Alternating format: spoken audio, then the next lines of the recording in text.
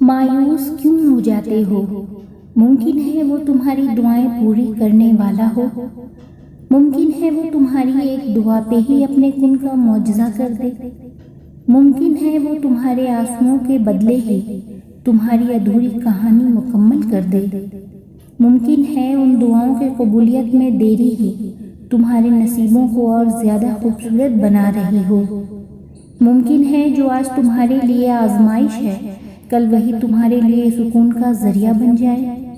ممکن ہے جو دروازے آج تمہارے لیے بند ہیں، وہ ایک دعا سے ہی تمہیں تمہاری منزل تک لے جائے۔ ممکن ہے تم ایک چاند کی طلب میں ہو اور وہ تمہاری دعاؤں سے تمہیں سارا آسمان دے دے۔